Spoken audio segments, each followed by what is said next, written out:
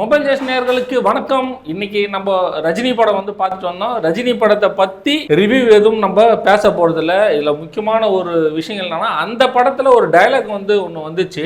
என்ன அப்படின்னா, ஒரு கூலியை பத்தி, அதாவது கிளைமேக்ஸ்ல தான் அந்த டயலாக் வரும். கூலியை பத்தி வந்து ரஜினி அவர்கள் வந்து பேசியிருப்பாரு. கூலிக்கு ஏதாவது ஒன்று அப்படின்னா, அதாவது கூலி தொழிலாளருக்கு ஏதாவது ஒன்று அப்படின்னா அவ்வளவுதான் அப்படின்ற மாதிரி ஒரு டயலாக் பேசியிருப்பாரு. ரொம்பவே வந்து அந்த டயலாக் கேட்கும்போது ரொம்ப வெக்கக்கேடா எனக்கு வந்து பட்டது அப்படின்னே வந்து சொல்லலாம்.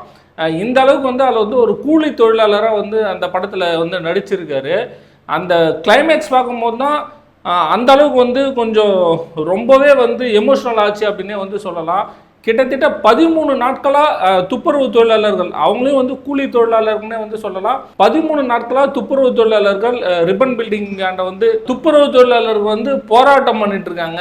ஒரு வார்த்தை கூட இந்த மனுஷன், அதாவது ரஜினி அவர்கள் ஒரு வார்த்தை கூட பேசல அப்படின்னு மட்டும் நம்ம சொல்லலாம். ரொம்ப வெக்கக்கேடா வந்து இருக்குது அப்படின்னு வந்து சொல்லலாம். ஏன்னா இந்த படத்துல அந்த டயலாக் வச்சதுனால தான் இந்த பேச்சு வந்து நம்ம பேச வேண்டியதா இருக்கு. ஏன்டா இது கிட்டத்தட்ட வந்து ஒரு 30 வருஷமா நான் வந்து ரஜினி ரசிகரா இருக்கிறது இன்னைக்கு வந்து நான் வெட்கப்படுறேன் அப்படின்னே வந்து சொல்லலாம். இந்த படத்துல வந்து அந்த டயலாக் வந்து இந்த மனுஷன் பேசியிருக்காரு அப்படின்னா, அப்ப துப்புரவு தொழிலாளர்கள் கிட்டத்தட்ட 13 நாட்களா வந்து போராட்டம் பண்ணிட்டு இருக்காங்க. ஒரு குரலாவது வந்து கொடுத்தாரா? இதுக்கு வந்து வீட்டுக்கு கூப்பிட்டு விஜய் அவர்கள் பேசின விஷயங்களே வந்து பார்த்தோம்னா, அதாவது அவங்க குறைய கேட்ட விஷயங்களே பார்த்தா அப்படின்னா அதுவே வந்து ஒரு பாராட்டக்கூடிய விஷயம் அப்படின்னே வந்து சொல்லலாம். இந்த படம் இவங்க நடிச்சிருக்காங்க அவங்க நடிச்சிருக்காங்கன்றதுக்காக இந்த ரிவ்யூ வந்து நான் சொல்லவே வரல. இந்த படத்துல இந்த துப்புரவு தொழிலாளர்கள், அதாவது கூலி தொழிலாளர்களை பத்தி ஒரு டயலாக் வந்தது.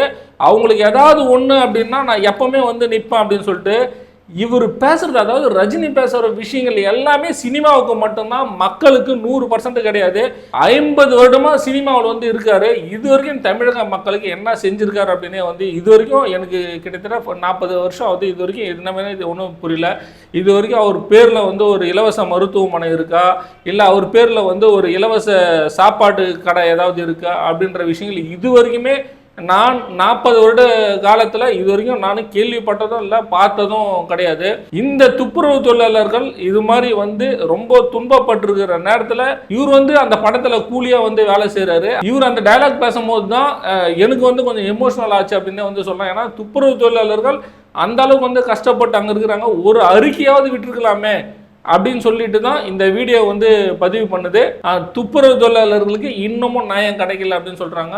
பொறுத்திருந்து பார்க்கலாம்.